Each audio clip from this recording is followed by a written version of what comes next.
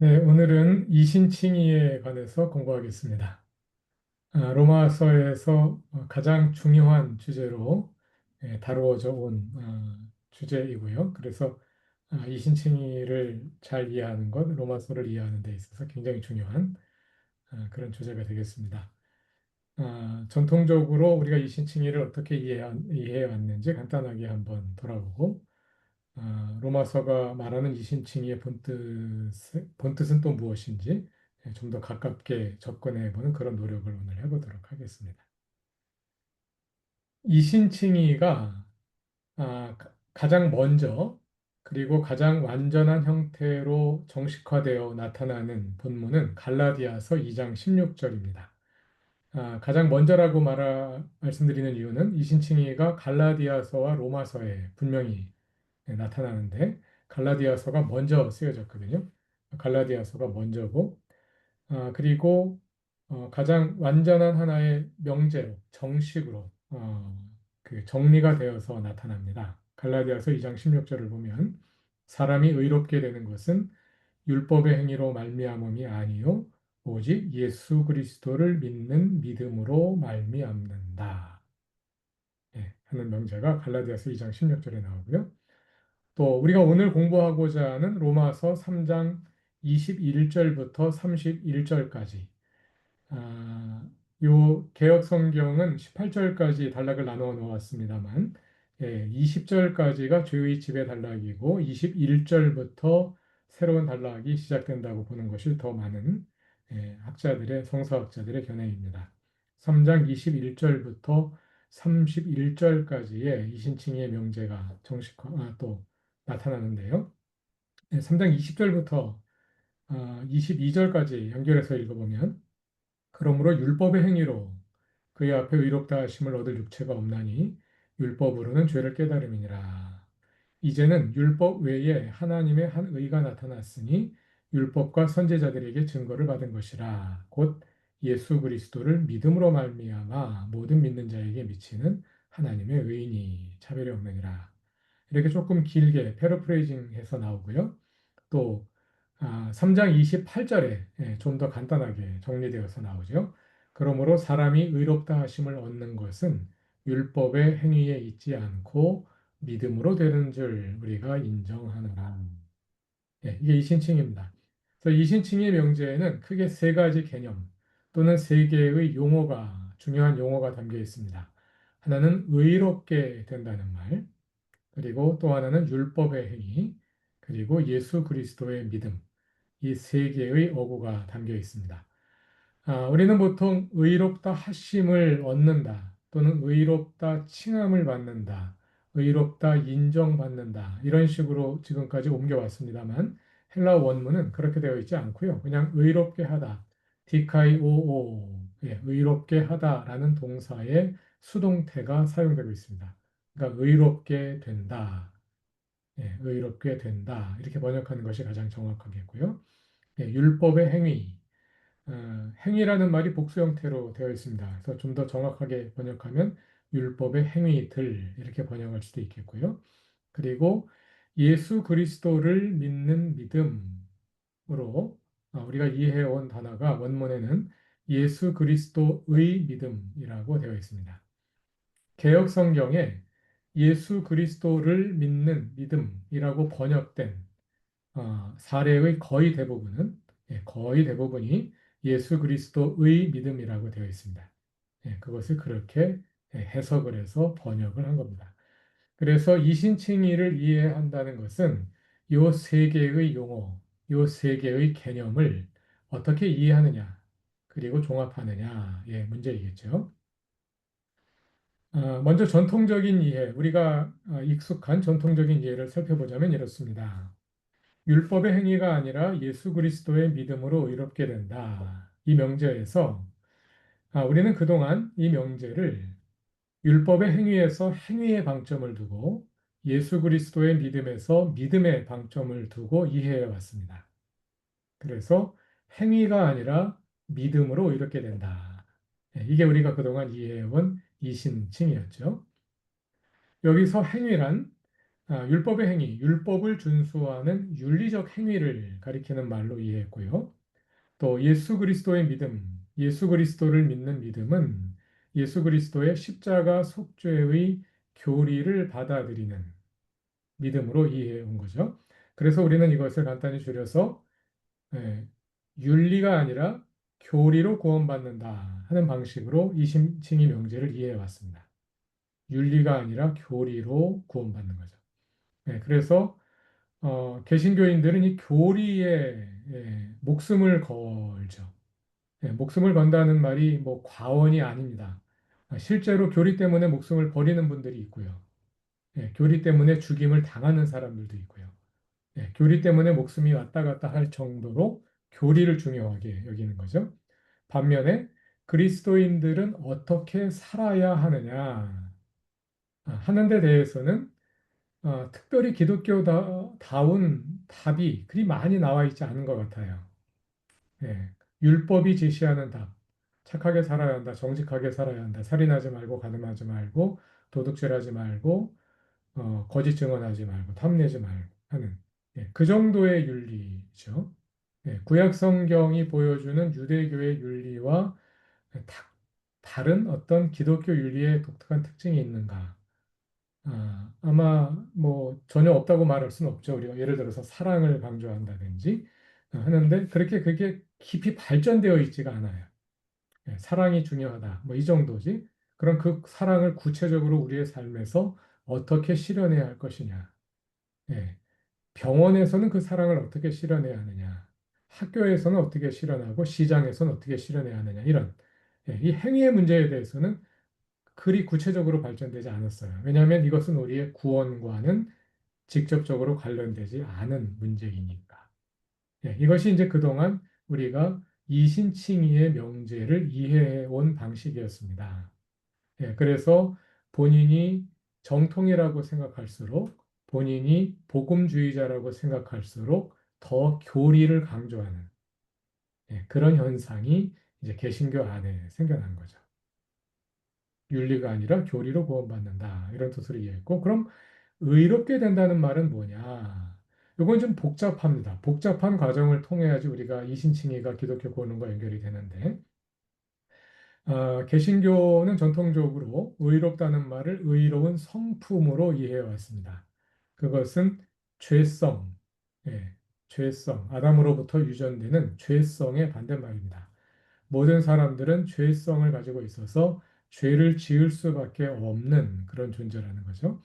우리 안에 여러 가지 이기심이라든지 미움이라든지 폭력이라든지 뭐 부정직이라든지 수많은 의롭지 못한 죄악된 성품이 우리 안에 내재 있잖아요. 그렇기 때문에 우리는 죄를 지을 수밖에 없고 그 죄로 인해서 죽을 수밖에 없는 존재이다 하는 것인데 예수께서 십자가에서 우리의 죄의 문제를 해결해 주셨다는 거죠. 그럼 예수께서 십자가에서 죄의 문제를 해결해 주셨으니까 우리 마음속에 있는 죄성이 전부 다 사라졌느냐? 하나도 안 사라졌죠. 우리가 예수를 믿는다, 그 모태신앙인 분들은 잘 경험하기 힘들겠습니다만, 나이가 들어서 예수를 믿으신 분은 예수를 믿은 다음에 내 마음에 있던 여러 가지 죄성이 없어졌느냐? 변화가 일어나기는 했을 겁니다. 좀 약해졌을 겁니다. 그러나 그 성품이 완전히 어디 가진 않죠. 단지 그것이 덜 발현되도록 우리가 관리할 뿐이죠. 우리의 신앙으로 인해서. 그러다 보니까 예수를 믿는다 그래서 우리의 죄악된 성품이 없어지지는 않는단 말입니다. 그러니까 의롭게 된다 이렇게 이해할 수가 없는 거예요. 그래서 이것을 법정적인 선고로 이해한 겁니다. 우리는 다 죄성을 가지고 있는 존재인데 예수 그리스도께서 우리의 죄의 형벌을 대신 받아주셨기 때문에 법정에서 너는 무죄다, 너는 의롭다 하고 선고된다. 그러니까 의롭다 칭함을 받는다, 의롭다 인정을 받는다, 또는 의롭다 하심을 얻는다 하는 식으로 법정적으로 이해해 오게 된 거죠. 그래서 결국은 이 모든 것은 이 믿음으로 인해서 율법의 행위가 아니라 윤리적 행위가 아니라 십자가 속죄의 교리를 믿는 그 믿음을 가진 사람은 종말 심판 법정에서 무죄 선고받고 천국에 가게 된다 하는 것이 우리가 지금까지 이해해온 이신칭의의 명제입니다. 예. 이신칭의의 명제는 결국 죽은 다음에 어떻게 천국 갈 것이냐 하는 질문에 대한 답으로 나온 것으로 우리가 이신칭의를 이해해 온 거죠. 근데 그러다 보니까 여러 가지 이제 질문들이 생겨나는 겁니다. 아, 이신칭의가 정말 그런 거라면 로마서에 우리는 죽은 후에 어떻게 천국 가느냐 하는 질문이 굉장히 진지하고 심각하게 대두되어야 할 것 같은데 예, 로마서 1장부터 16장까지 다 읽어봐도 그런 질문은 거의 드러나지 않거든요. 죽은 후에 어떻게 천국 가느냐 예, 그런 질문은 거의 드러나지 않고요. 또 이신칭의가 정말 로마서에서 그렇게 중요하게 다뤄지냐 하고 질문할 때 아, 우리가 로마서 1장부터 3장 20절까지 읽어왔습니다만 지금까지 이신칭의에 대한 내용이 한 번도 없었잖아요.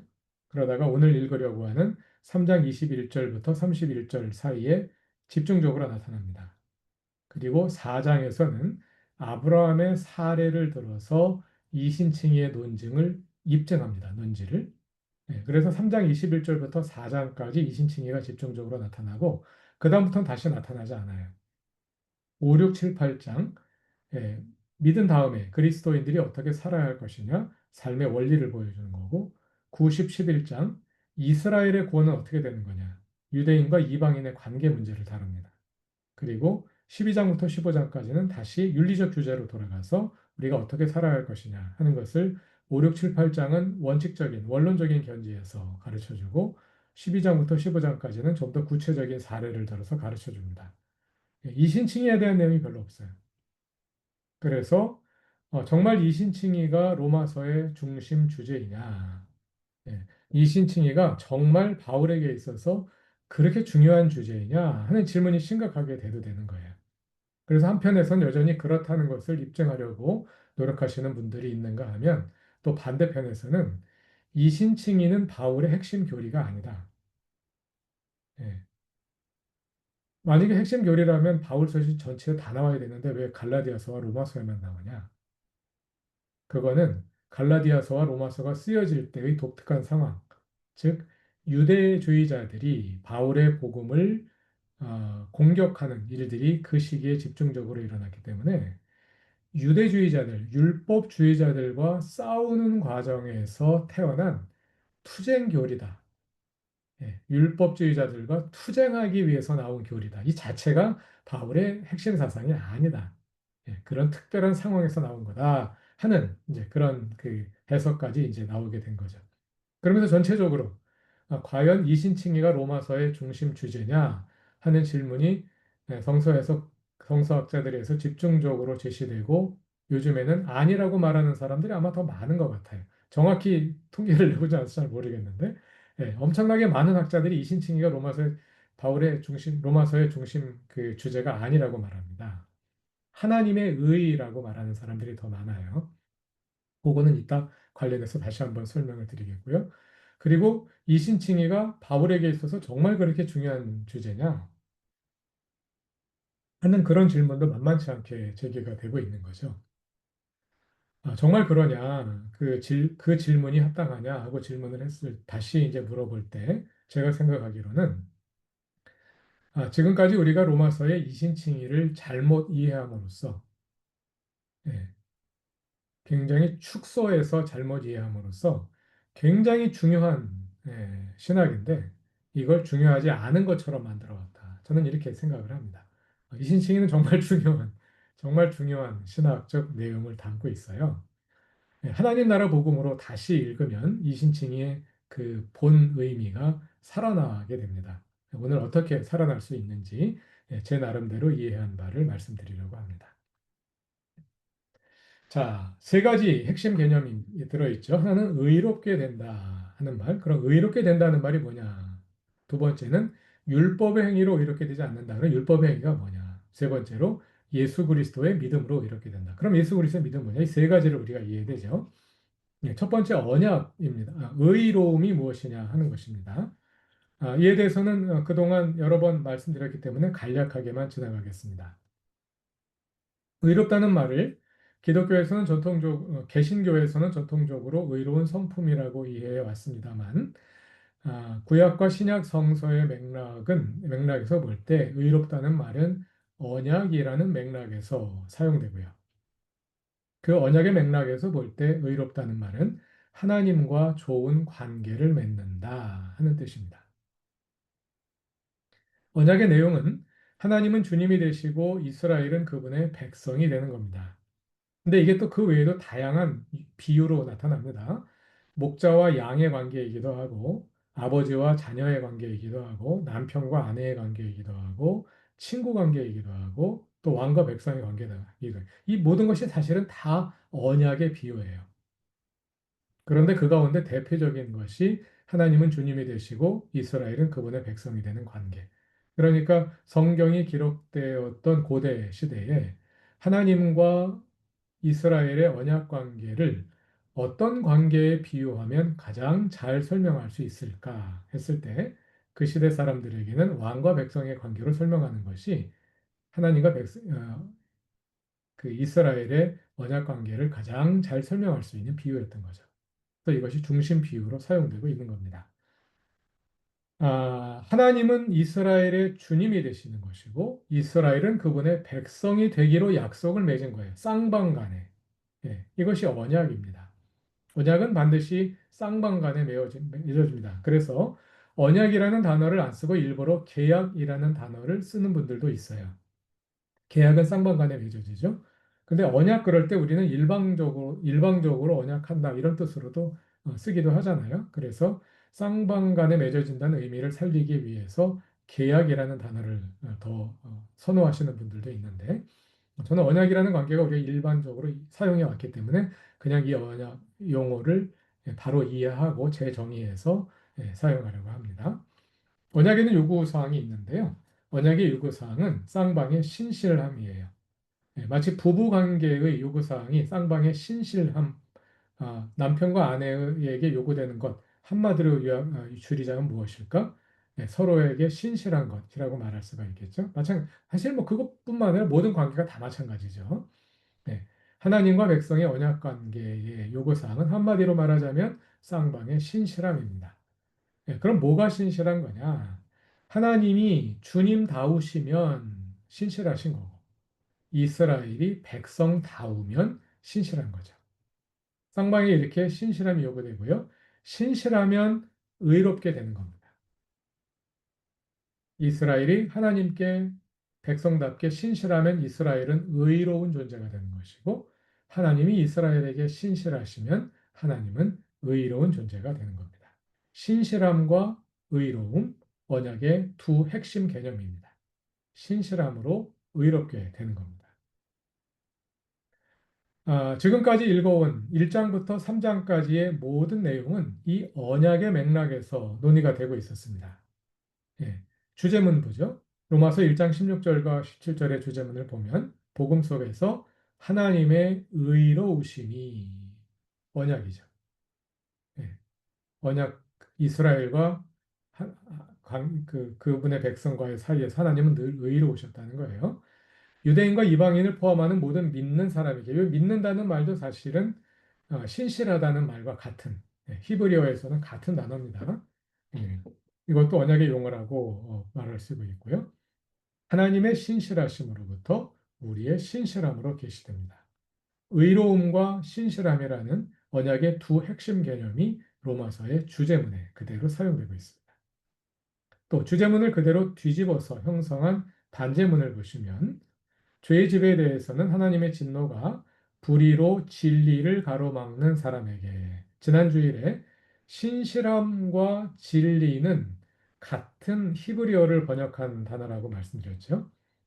에메트, 에무나라는 히브리어 단어인데 그것을 신약 성경에서 헬라어로 번역할 때 신실함이라고 번역하기도 하고 진리라고 번역하기도 합니다. 진리 또는 참됨, 거짓됨의 반대말 참됨. 이게 언약의 용어입니다. 그리고 그런 사람에게 하늘로부터 그들의 모든 불경건함과 불의함을 겨냥하여 계시됩니다. 불의함은 의로움의 반대말이죠. 그러니까 결국 반제문에도 신실함과 의로움이라는 두 개의 핵심 개념이 사용되고 있는 것을 볼 수가 있어요. 이렇게 죄의 지배단락이 1장 18절부터 계속되다가 3장 1절부터 8절 사이에서 그에 대해 제기될 수 있는 유대인들에 의해 제기될 수 있는 질문들을 다루고 있었죠. 예, 그래서 네 개의 질문과 답이 예, 짝으로 묶여서 연속되어서 8절까지 나왔는데요. 여기서 대조되고 있는 내용들이 뭐냐면 유대인들의 불신실함과 하나님의 신실함이 대조되고요. 5절 질문에서는 우리의 불의함과 하나님의 의로우심이 대조되고요. 7절에서는 하나님의 참되심과 나의 거짓됨이 대조됩니다. 전부 다 언약의 용어들이죠. 예, 계속해서 언약의 맥락에서 모든 논의가 이루어져 가고 오고 있었다는 것을 알 수가 있어요. 하나님은 변함없이 신실하셨다. 그러므로 의로우신 분이다. 그러나 이스라엘은 그분 앞에 계속해서 불신실했다. 이스라엘은 불의했다. 하나님은 참되시지만 이스라엘은 거짓했다. 이 얘기를 지금까지 계속해 온 거잖아요. 예, 이 맥락에서 이신칭의가 나온 거예요. 그러니까 당연히 이신칭의에서 의롭게 된다는 말도 언약의 맥락에서 이해하는 것이 당연하겠죠. 자, 그 다음에 율법의 행위로 의롭게 되지 않는다. 율법의 행위에 대해서도 이미 또 설명을 드렸습니다. 예, 이피샌더스의 책 바울과 팔레스타인 유대교가 나온 이후로 유대교도 은혜의 종교라는 것을 알게 되었고, 그럼 도대체 바울은 누구랑 싸운 거냐? 전에는 유대교의 공로주의자들, 업적주의자들에 대항해서 우리는 율법을 잘 지킨다고 해서 구원받는 것이 아니다. 이것이 바울의 주장이라고 믿어왔는데 유대주의자들도 그렇게 주장하지 않았다는 거예요. 유대인들도 율법을 잘 지켜 구원받는다고 주장하지 않았다. 그럼 바울은 도대체 누구랑 싸운 거냐? 그랬을 때 제임스 던과 엔티 라이트, 톰 라이트가 제안하기를 율법의 행위는 율법을 지켜서 스스로를 이방인과 구별하려는 행위. 예. 그래서 정결법을 율법을 유대인의 정체성의 표지 또는 경계 표지로 사용하는 그런 행위를 가리킵니다. 예. 그런 역할을 하는 것들은 주로 제의적 규정들이에요. 예, 정결법, 할례, 안식일 같은 이런 규정들. 그래서 제임스 던과 톰 라이트는 율법의 행위는 제의 규정에 윤리적 규정 빼고 제의적 규정에 국한해서 말한 것이다. 이렇게 제안을 했죠. 그래서 그 사람들의 주장을 가리켜서 세관점이라고 부르는 겁니다. 좁게는 제임스 던과 톰 라이트의 요 입장을 가리켜 세관점이라고 부르고 넓게는 그냥 이피 샌더스의 바울과 팔레스타인 유대교 이후에 달라진 바울 신학의 흐름을 그냥 포괄적으로 가리켜서 세관점으로 부르기도 하고 그렇습니다. 자, 그런데 이렇게 됨으로써 그러니까 율법의 행위로 의롭게 된다는 말이 무슨 말, 의롭게 되지 않는다는 말이 무슨 말이냐? 세관점을 따르자면 그것은 유대인이라 그래서 구원받는 것이 아니다. 예, 아브라함의 자손이라 그래서 구원이 보장된 것이 아니다. 유대인됨과 하나님 백성됨은 아무 관계없다. 그건 별개의 범주이다. 이렇게 함으로써 유대인들의 배타적 선민의식을 부정한 거다 하는 거죠. 예. 이 세 관점의 기여라고 한다면 바울은 윤리적 행위를 부정하지 않았다는 것을 잘 보여주는 것이 기여라고 할 수 있겠어요. 네. 그러나 반면에 이제 또 세관점이 좀 극단적으로 가다 보면 세관점 안에서도 여러 가지 흐름이 있는데 세관점이 이제 극단적으로 가다 보면 유대교와 기독교가 구별이 안 됩니다. 바울은 유대교인으로서 철저하게 유대교 울타리 내에서 그 논의를 했고 그러니까 율법도 제의적 규정은 부정되지만 윤리 규정은 그대로 살아있는 거다. 그대로 지키면 된다. 어, 하는 식으로 이제 발전해 가거든요. 거기서부터 이제 많은 사람들이 따라가지 않죠. 그러나 여기 설명한 율법행위라는 것은 곧 정체성의 표지와 경계 표지로 기능하는 요점이다. 여기에 대해서는 많은 분들이 설득력 있다고 생각하고 주목을 합니다. 그러나 그것만으로 다 설명이 안 되는 거죠. 세관점만으로 설명이 다 안 됩니다. 우리가 로마서를 읽어보면 우리가 지난 주 수업 마지막 절에 읽었던 로마서 3장 20절 마지막 절에서 바울이 뭐라고 말하냐면 율법으로는 죄를 깨달음이니라. 율법의 기능은 죄를 깨닫게 하는 것이다. 거기서 율법은 분명히 윤리적 규정을 말하는 걸 거예요. 예. 뭐 유대인이 이방인과 구별하지 않는 죄 이걸 가리키는 것이 아니라 윤리적인 규정을 가리킬 거거든요. 그리고 여기서는 암시적으로만 우리가 그럴 거다 하고 설명할 수 있지만 뒤로 가면 더 이제 분명하게 나타납니다. 예. 로마서 7장으로 가면 죄가 죄의 지배가 어떻게 작동하냐면 죄가 율법을 이용해서 우리를 지배한다. 그 죄가 어떻게 율법을 이용해서 우리를 지배하는지 그 메커니즘을 로마서 7장을 할애해서 설명을 하거든요. 율법이 죄의 지배의 도구가 된다는 거예요. 그런 것들 우리가 함께 읽어내야 한다는 거예요. 그래서 율법의 행위는 제의법만 말하는 것이 아니라 율법의 윤리적 기능도 분명히 포함한 거다. 세 관점이 놓치고 있는 거죠. 그건 뭐냐면 율법은 죄를 찾아내는 데는 매우 뛰어나지만 그 죄를 해결할 능력이 없다는 겁니다. 아, 로마서 7장 지금 말씀드렸고 또 고린도전서 15장 55절에서는 사망이 쏘는 것은 죄요 죄의 권세는 율법이라. 율법은 죄의 권세다. 이렇게까지 이야기를 하거든요. 그 기능을 그 윤리적 기능이 분명히 율법의 행위로 의롭게 될 수 없다는 그 선언에 포함되어 있다는 거죠. 예. 그걸 포함해서 우리가 이신칭의를 이해해야 한다 하는 겁니다. 자, 그래서 율법 행위로 이렇게 될 수 없다는 것은 두 개의 측면을 가지고 있는데요. 하나는 유대인의 특권을 부정하는 것이고 또 하나는 율법의 윤리적인 무능성을 지적하는 겁니다. 율법이 오히려 죄의 지배를 강화한다. 그러므로 율법이 우리를 하나님과의 관계를 회복시켜주는 의롭게 하는 길이 될 수 없다. 하고 말하는 것. 자, 여기까지는 이제 지난주 강의까지 다 설명을 드린 거고요. 그 내용을 기반으로 오늘 로마서를 또 3장을 읽으면서 그 내용을 종합해서 이신칭의를 한번 종합적으로 이해해 보도록 하겠습니다. 자, 이신칭의 한자어를 풀면 믿음으로 이렇게 된다는 거잖아요. 그 믿음은 신실함과 같은 말입니다. 그럼 신실함으로 이렇게 된다는 건데, 신실함으로 이렇게 된다는 말은 바울이 처음 한 것이 아니에요. 그것은 언약의 기본 원칙입니다. 언약의 기본 원칙. 언약은 쌍방의 신실함을 요구하고 신실하면 의로워지잖아요. 그러니까 신실함으로 이렇게 되는 것은 언약의 기본 원칙이고요. 그건 바울과 유대인들이 공유하는 거예요.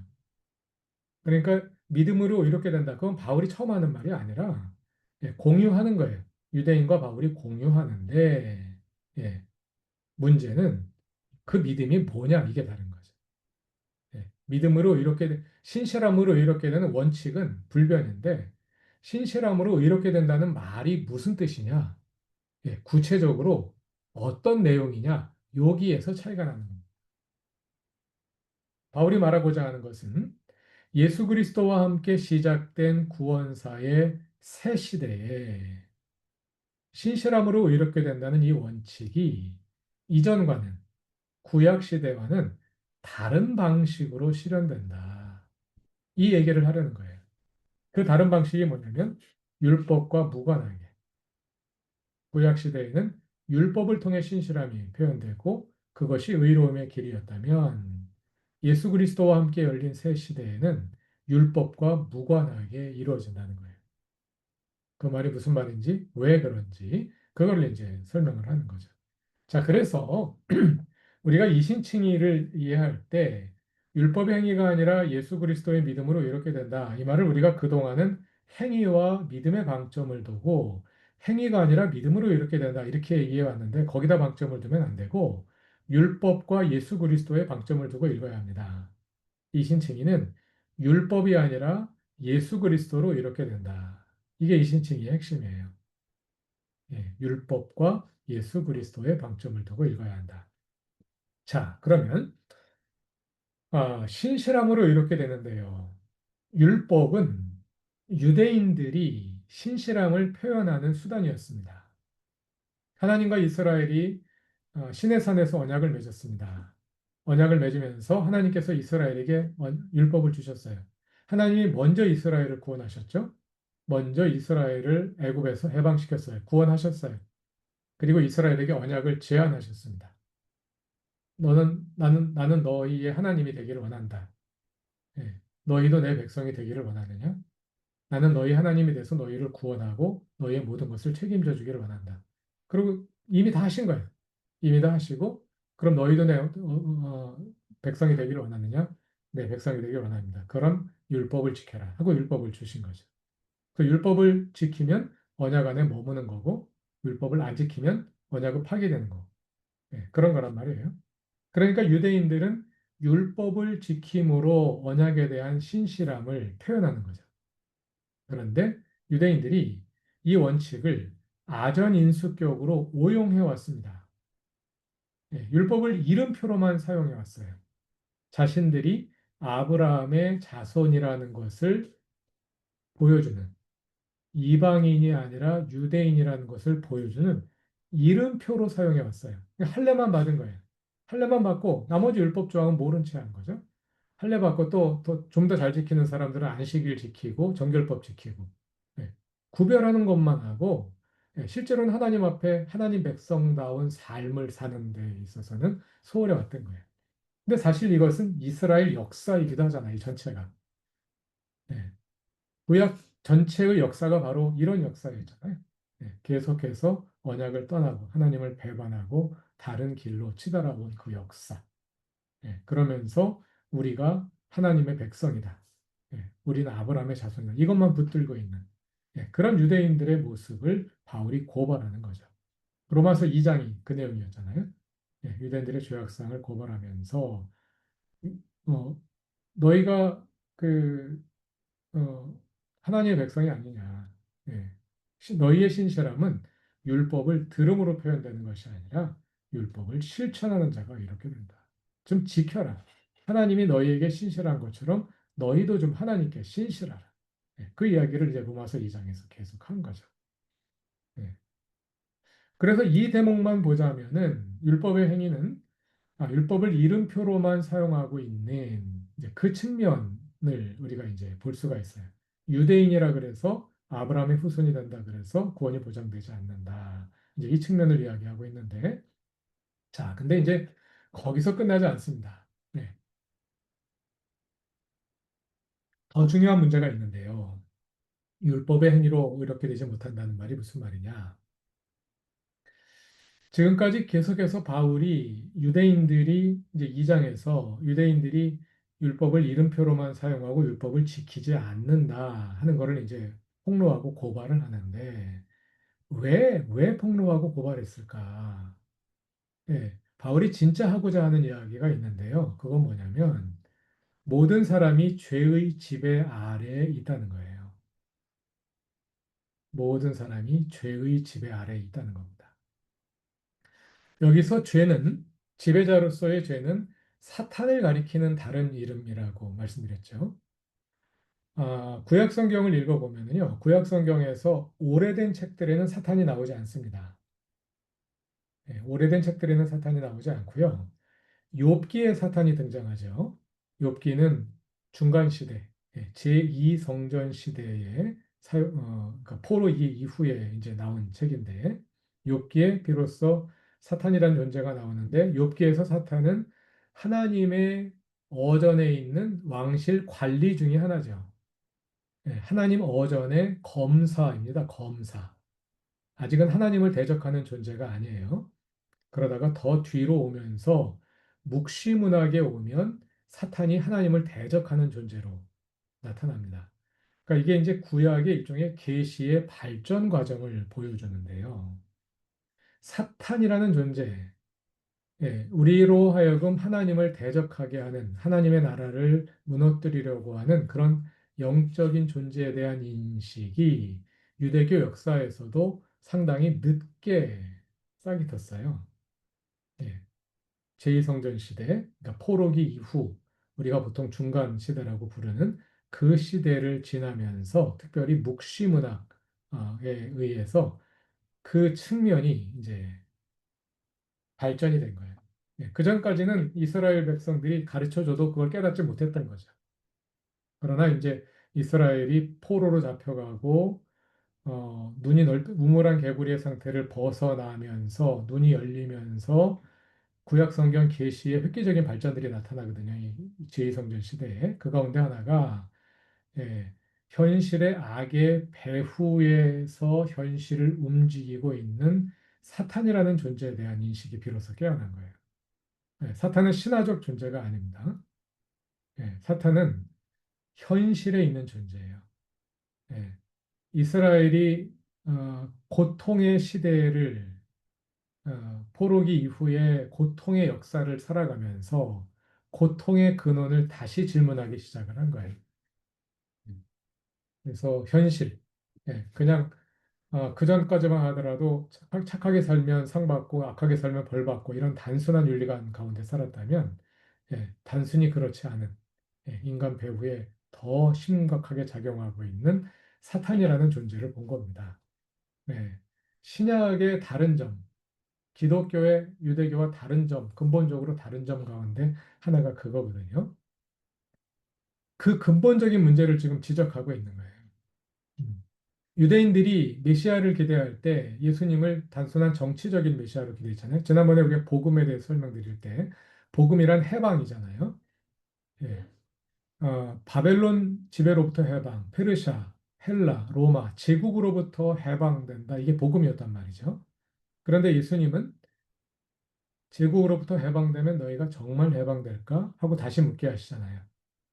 그 제국들의 배후에서 작용하면서 가해자인 제국과 피해자인 피지배국을 동시에 피해자로 만들어버리고 있는 더 근본적인 어떤 이것을 보게 하시는 거죠. 예수님도 그렇고 바울도 그렇고. 예. 자, 그것을 가리켜서 바울은 죄라고 부르는 겁니다. 죄. 왜 죄라고 부를까요?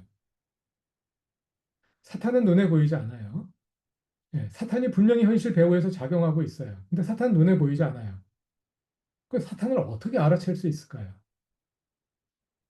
마치 병이 걸리면 증상이 나타나듯이 사람들 사이에 사탄의 지배가 작동함으로써 어떤 증상이 나타나는데 그게 바로 죄라는 거예요. 우리가 죄를 짓고 있다는 것.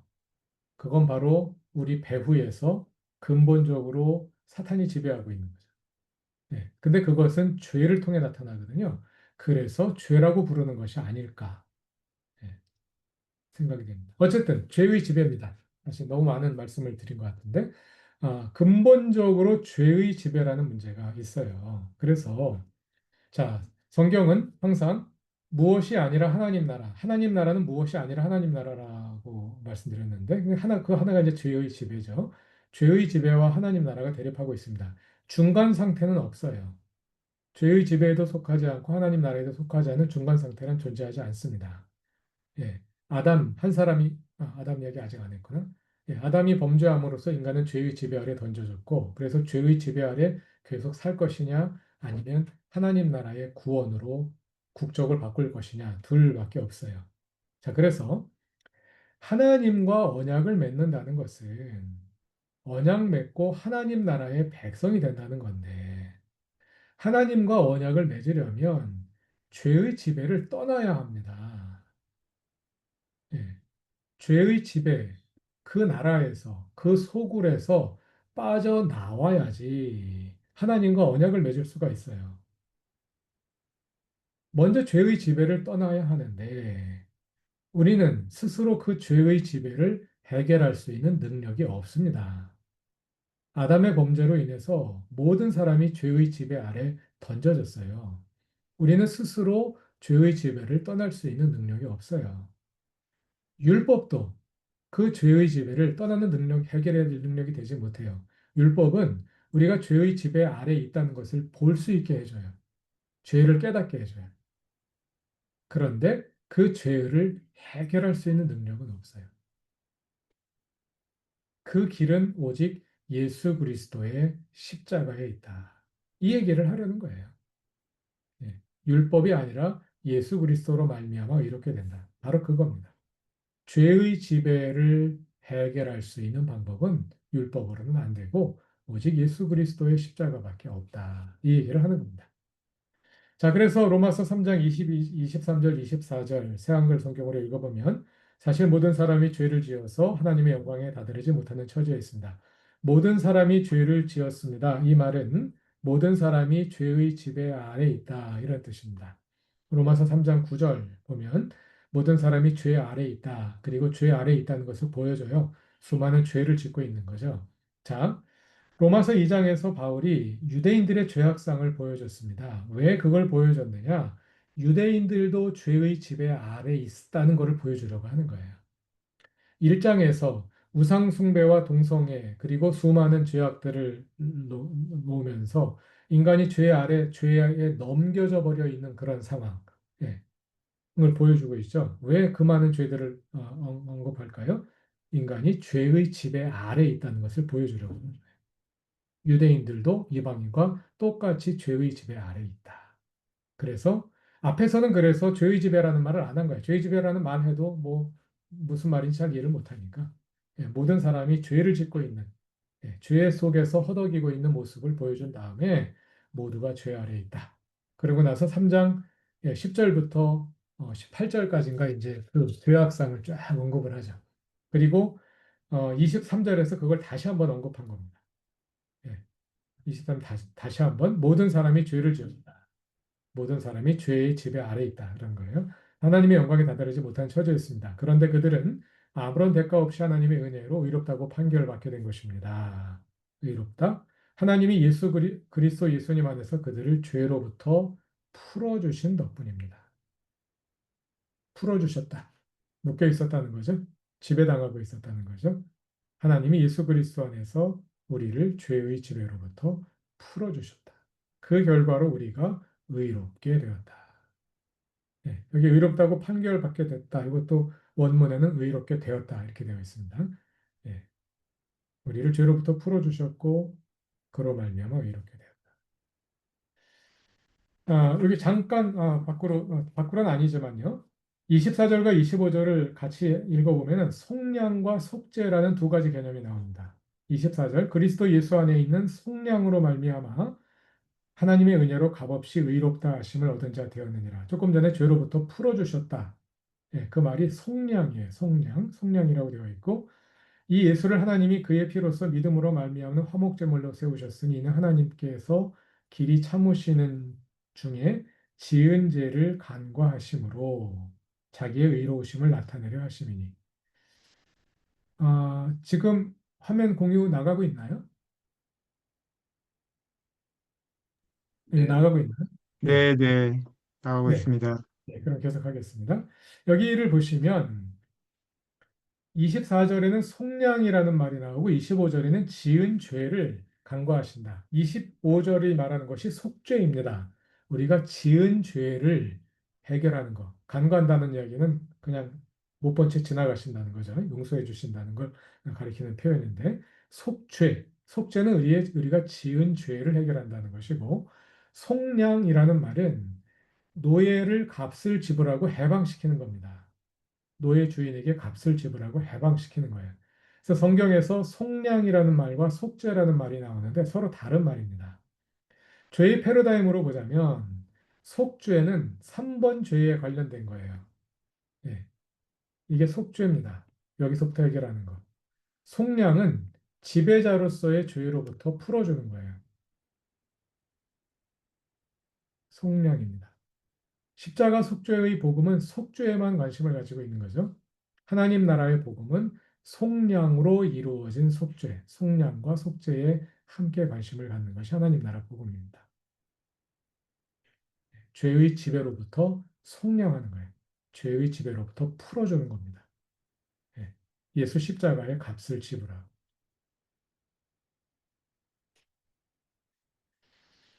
음, 네. 그래서 우리를 죄의 지배로부터 풀어줄 수 있는 그 능력은 예수 그리스도에게밖에 없다. 그 말을 이제 하려고 하는 거죠. 지금까지 그 얘기를 한 거죠. 자, 그것이 이신칭의로 표현이 되는데 어떻게 이신칭의로 표현되느냐? 마지막에 이제 이 예수 그리스도의 믿음으로 이렇게 된다. 이 말을 잘 이해해야 됩니다.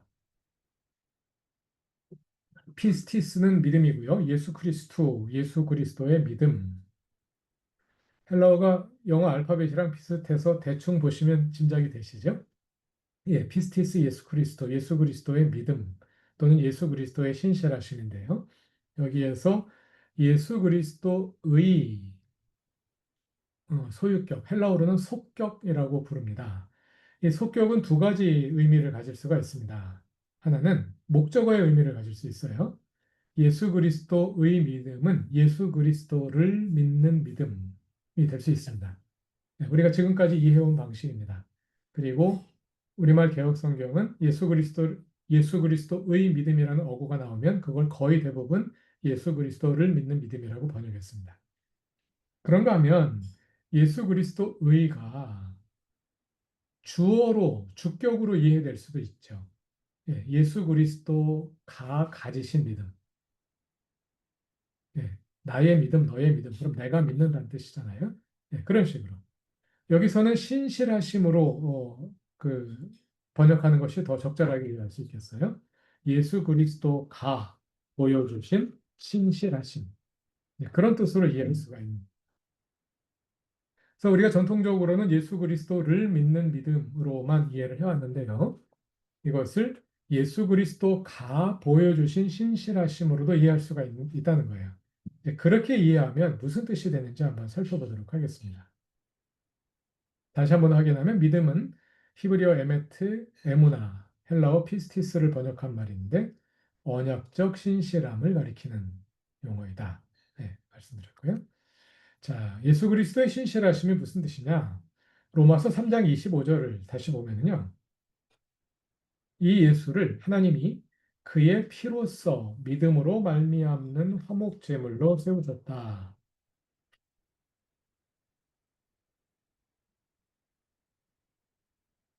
여기서 그의 피로써 믿음으로 말미암는 이렇게 번역된 헬라 어구를 직역하면 그의 피 안에 있는 믿음을 통하여 이렇게 되어 있습니다. 그의 피 안에 있는 신실함을 통하여. 예. 그의 피 안에 있는 신실함을 통하여. 이게 무슨 말일까요? 그의 피란 예수 그리스도의 십자가 사건을 가리키겠죠. 예수 그리스도의 십자가 안에 그분의 신실하심이 담겨 있다. 그런 뜻입니다. 빌립보서 2장 5절 이하에 보면 여러분들이 잘 아시는 그리스도 창가가 나오죠. 그는 근본 하나님의 본체시나 하나님과 동등됨을 취할 것으로 여기지 아니하시고 쭉 나가다가 십자가에 죽기까지 순종하셨다. 이렇게 나오잖아요. 순종은 믿음과 동의어잖아요. 로마서에서. 로마서 1장 5절. 예, 믿음의 순종이 로마서 맨 앞에도 나오고 맨 뒤에도 나오고 중간에 나오고 로마서 전체를 수미상관으로 감싸고 있는 그런 용어인데요. 믿음과 순종은 같은 개념이란 말이에요. 그러니까 십자가에 죽기까지 순종하셨다는 말은 예수께서 십자가에 죽기까지 신실하셨다. 이런 뜻이기도 하고요. 또 로마서 3장 21절, 22절을 다시 한번 읽어보면요. 이제는 율법 외에 하나님의 한 의가 나타났으니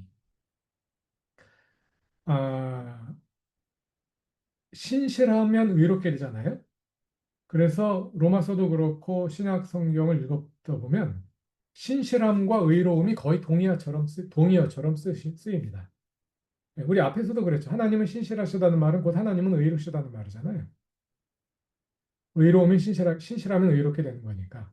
그래서 굳이 인과관계를 따지자면 신실함이 먼저 원인이고 의로움이 결과라고 말할 수 있지만 뭐 동전의 양면이라고도 말할 수 있기 때문에 그냥 하나님의 신실하심이 기대되는 맥락에서 하나님의 의로우심이라고 말하기도 하고 하나님의 의로우심이 기대되는 맥락에서 하나님의 신실하심이라고 말하기도 하고 그렇거든요. 그러니까 이거를 하나님의 신실함으로 한번 바꿔 읽어봅시다. 이제는 율법 외에 하나님의 신실하심이 나타났다는 말은 계시되었다는 뜻입니다. 율법 외에 율법과 무관하게 하나님의 신실하심이 계시되었다는 거예요. 그럼 율법과 무관하게 어떻게 하나님의 신실하심이 계시됐냐? 22절 곧 예수 그리스도의 신실하심으로 말미암아. 예, 원문에는 예수 그리스도의 신실하심입니다. 예수 그리스도의 신실하심으로 말미암아 모든 믿는 자에게 미치는 하나님의 신실하심이니. 그러니까 하나님의 신실하심이 예수 그리스도의 신실하심을 통해 계시되었다. 이런 내용이죠. 하나님의 신실하심이 예수 그리스도의 신실하심을 통해 계시되었고 그것을 통해서 하나님의 의가 나타난 거예요. 그것을 통해서 우리가 의롭게 된 거예요. 율법과 무관하게. 네. 자, 로마서 5장 한번 찾아보십시오.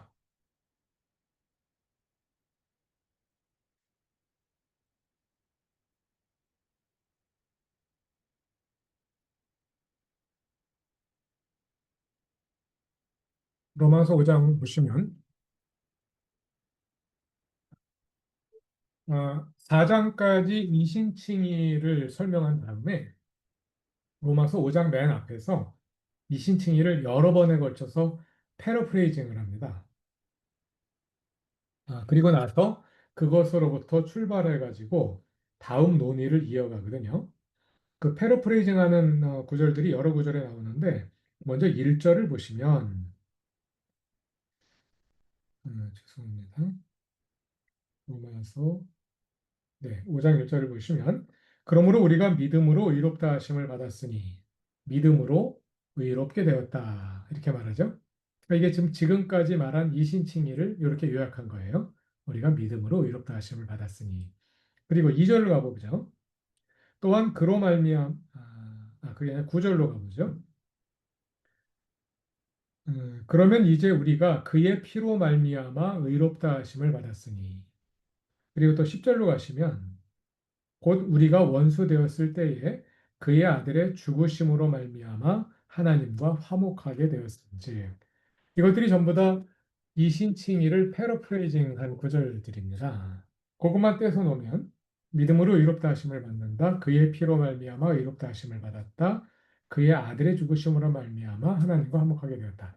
왼쪽에 핑크색으로 표시한 글씨가 다 같은 말을 바꿔 쓴 거고요. 오른쪽에 밑줄 쳐놓은 내용이 다 같은 말을 바꿔 쓴 거예요. 믿음이 뭐냐? 그게 바로 예수 그리스도의 피예요. 그게 바로 예수 그리스도의 죽으심이에요. 예수 그리스도의 십자가 사건, 그게 바로 믿음, 곧 신실하심이에요.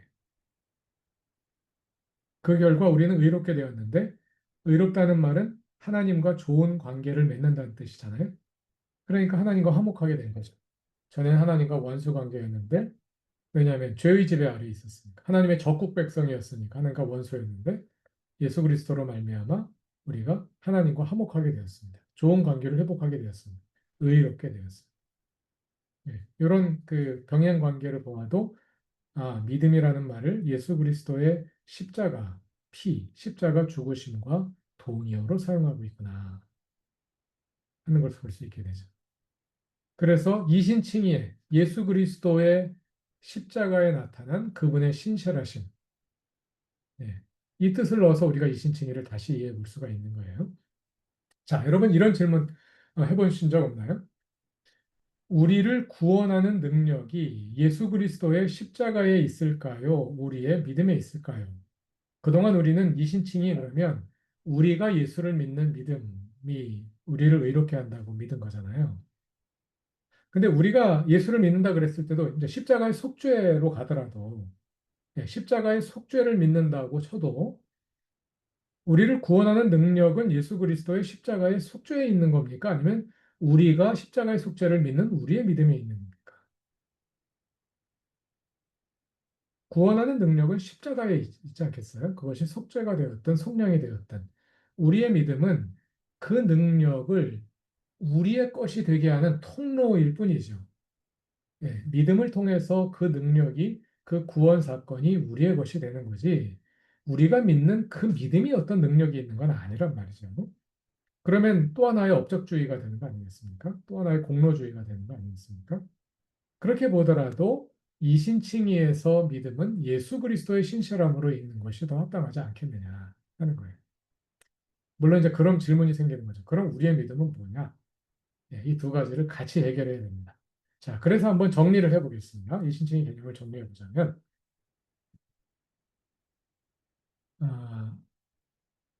네.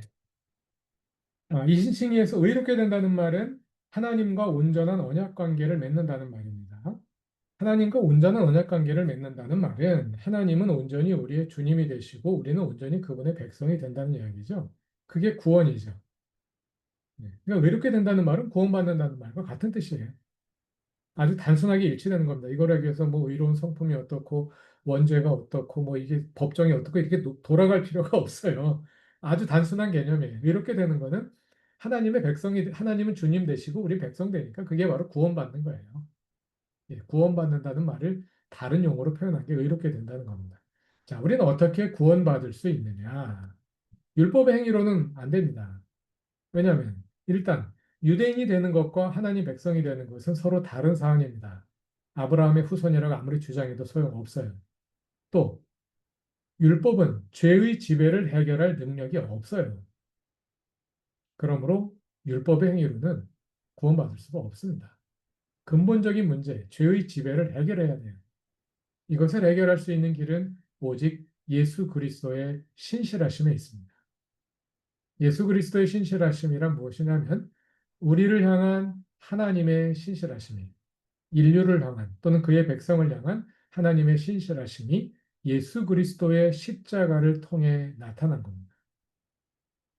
하나님은 한 번도 지금까지 변함없이 우리에게 신실해 오셨고 이때에는 예수 그리스도의 십자가를 통해서 예수 그리스도를 보내서 죽게 하심으로 죄의 지배를 해결하게 하심으로 그분의 신실함을 다시 표현하신 거죠. 그게 바로 예수 그리스도의 신실하심이라는. 우리는 율법의 행위로 의롭게 될 수 없고 오직 예수 그리스도의 신실하심으로만 의롭게 될 수가 있다. 네. 그럼 이제 질문 다시 생기겠죠? 그럼 우리의 믿음은 뭐냐? 예, 모든 내용, 지금까지 모든 논의가 언약 관계에서 논의되고 있잖아요. 네, 언약 관계는 쌍방적인 겁니다. 계속 지금까지 얘기한 거, 하나님이 신실하신 것처럼 너희도 신실해라. 예, 그렇다면 예수 그리스도의 십자가에 하나님의 신실하심이 나타났다면 거기에는 당연히 우리의 신실하심의 응답이 따라야만 하겠죠. 예, 우리의 믿음이 거기에 당연히 따라가야 되는 겁니다.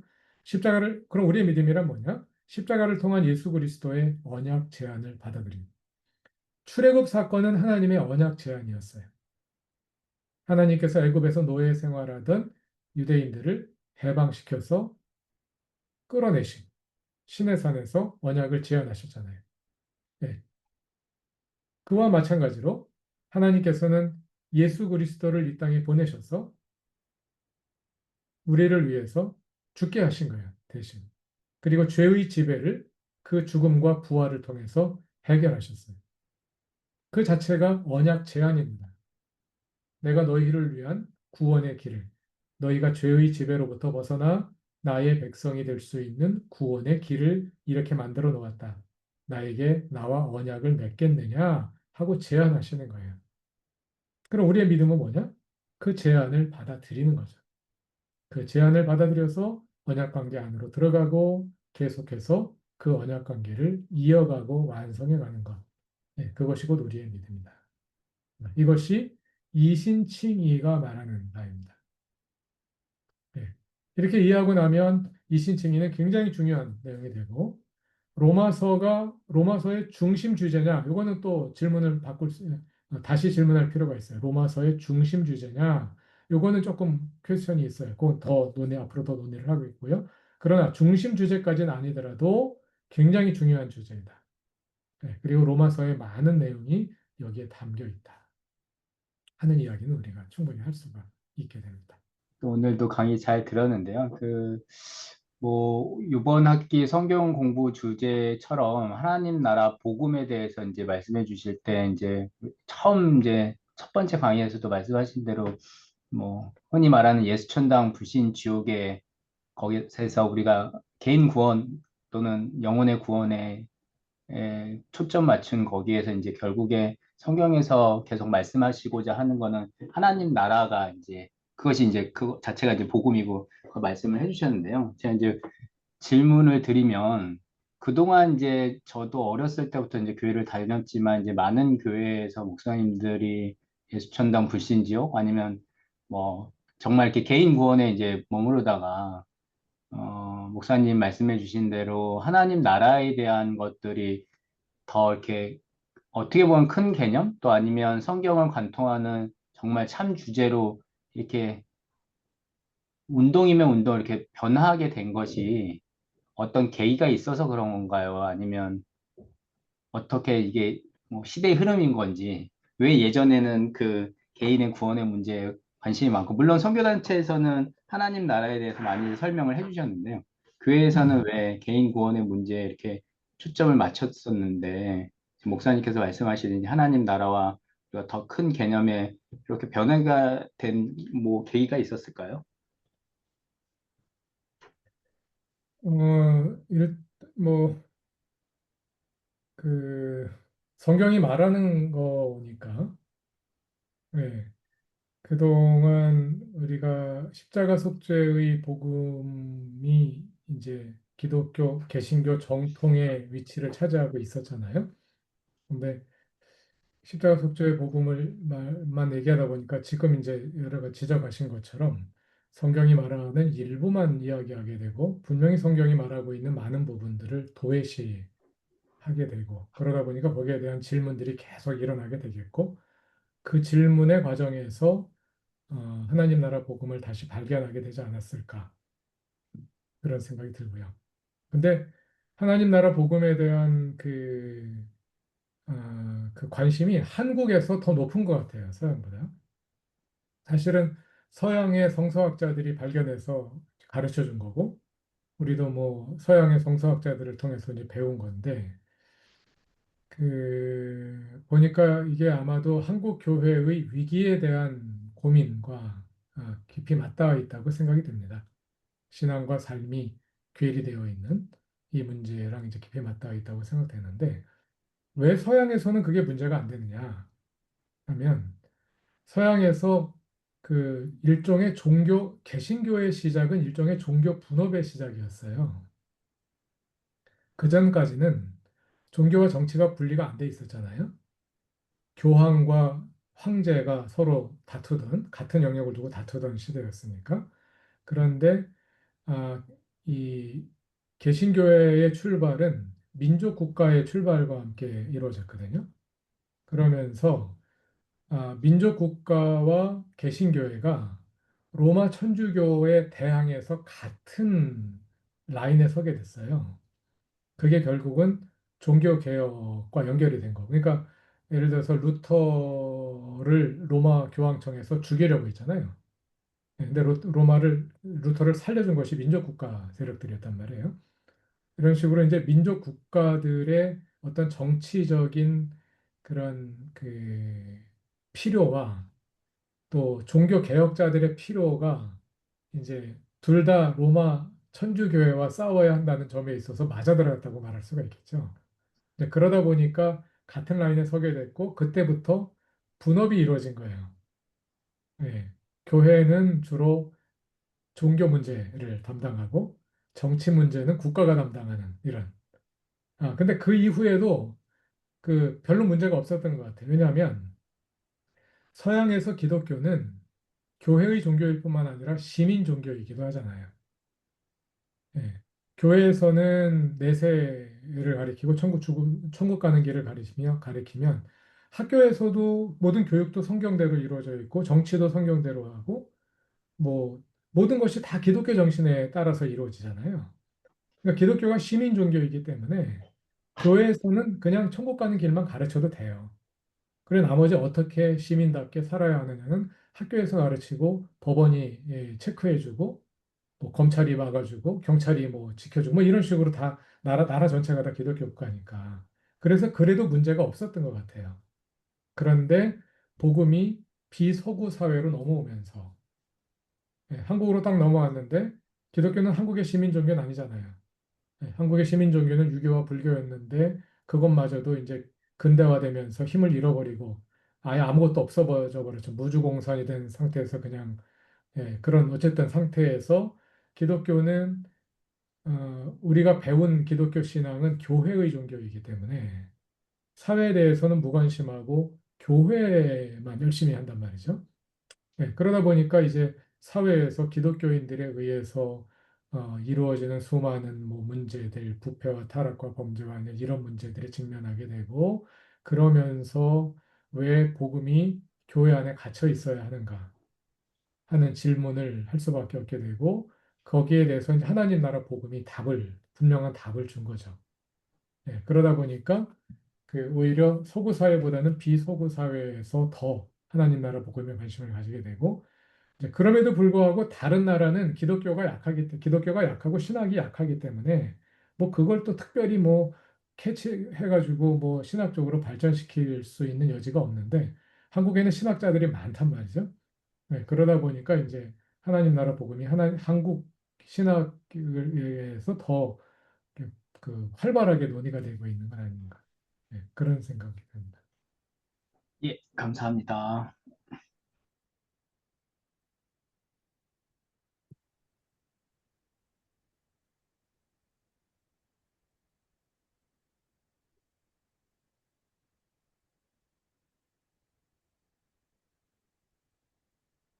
좀 전에 말씀하신 내용을 그냥 생각나는 거 조금 덧붙이면은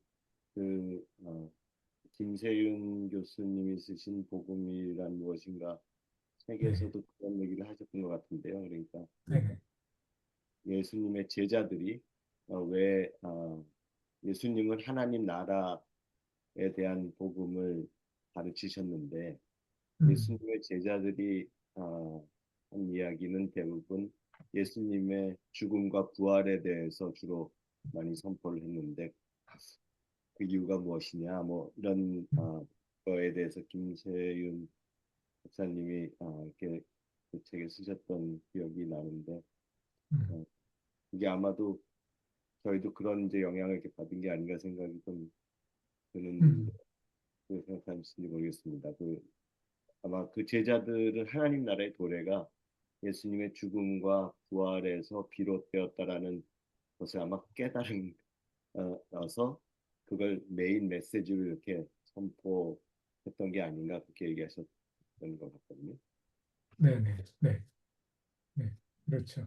그러니까 그 이 복음서도 그렇고 바울도 그렇고 초기 교회의 예수님의 제자들 그리고 초기 그리스도인들은 예수 그리스도에게서 종말 사건을 본 거예요. 음. 특히 부활을 경험하면서 구약 성경에서 부활은 종말에 일어날 사건이거든요. 예수 그리스도의 부활을 경험하면서 종말이 시작되었구나. 이렇게 이해한 겁니다. 고린도전서 15장에 보면 예수 그리스도의 부활이 부활의 첫 열매라 그러잖아요. 예, 첫 열매를 거뒀다는 것은 추수철이 시작되었다는 뜻이지 않습니까? 예수 그리스도의 부활과 함께 종말이 시작되었다는 겁니다. 그래서 기독교 신학의 기본은 예수님의 오심과 함께 종말이 시작된 거예요. 그래서 이미 하나님의 나라가 시작되었으나 아직 완성되진 않았다. 그래서 이미와 아직 사이에 이제 과도기를 살게 되는 거죠. 그거는 뭐 김세윤 박사뿐만 아니라 이제 뭐 많은 분들이 찾아낸 요소이고, 김세윤 박사의 그 기여는 예수의 복음과 바울의 복음이 다르지 않다는 것을 보입니다. 예. 전통적으로 공관 복음서에 담겨 있는 복음이 하나님 나라의 복음이라는 것은 그냥 성서학계에는 상식이거든요. 그런데 바울의 복음은 십자가 속죄를 기반으로 한 이신칭의 복음이라고 이제 읽었단 말이에요. 그러니까 예수의 복음과 바울의 복음이 다른 거죠. 예. 그러다 보니까 많은 분들이 바울이 예수의 복음을 변질시켰다. 예. 이렇게 공격을 하고, 그럼 바울의 복음의 기원은 어디서 온 거냐?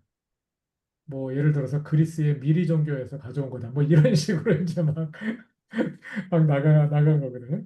근데 김세영 교수님의 기여는 아니라는 거지. 네, 바울의 복음도 하나님 나라 복음이다. 네, 그리고 바울의 복음이 하나님 나라 복음이라는 것을 로마서 1장 2, 3, 4절을 통해서 이제 보이신 겁니다. 사실 저도 그분의 이제 그 논의를 보고서 바울의 복음이 하나님 나라 복음이구나 하는 것을 보게 되었고, 그럼 로마서 전체는 어떨까? 예, 그래서 이제 로마서 하나님 나라를 쓰게 된 거거든요. 참,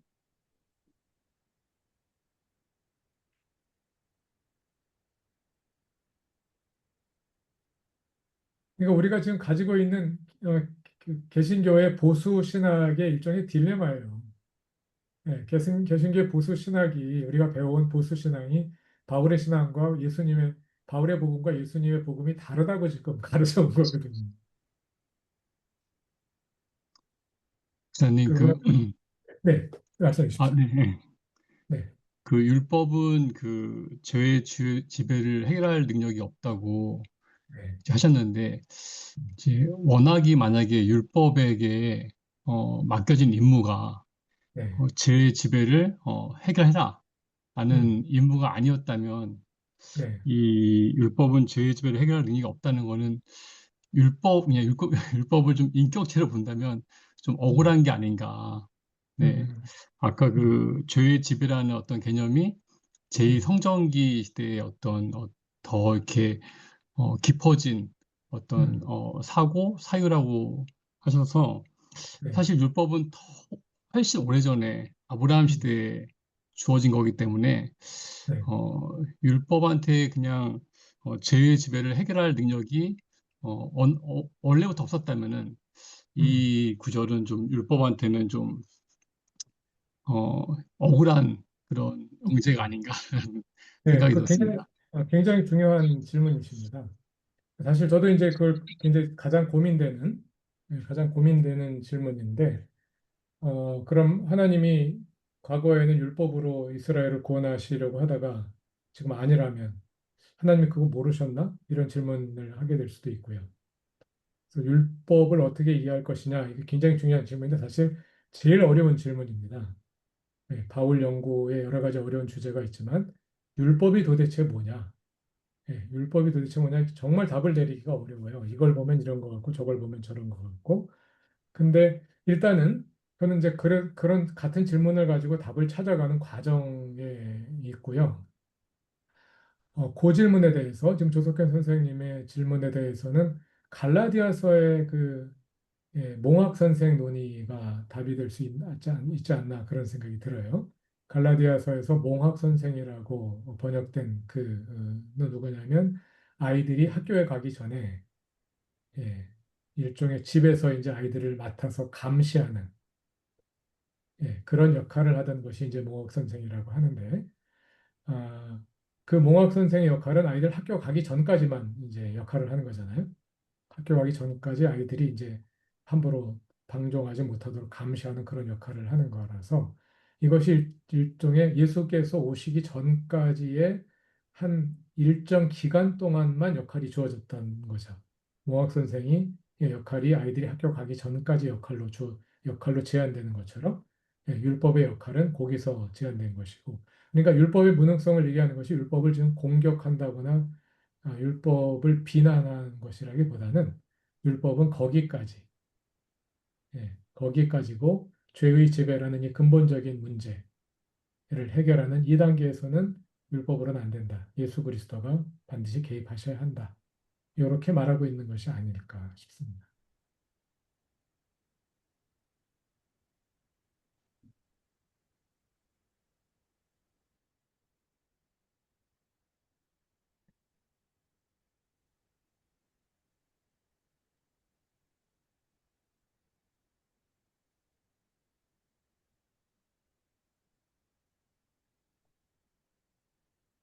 네, 다른 질문이 없으시면은요. 네, 오늘 이 신칭의를 아주 저는 개인적으로 굉장히 잘 들었고요.